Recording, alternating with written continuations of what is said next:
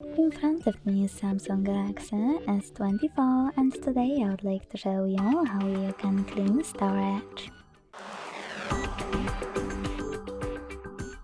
Begin by opening Play Store and downloading free app called Files by Google Developer.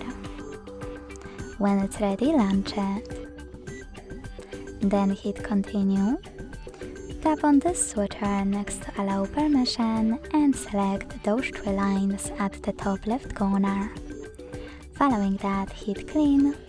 Select Clean under Junk Files and confirm your choice by hitting Clear in the pop-up.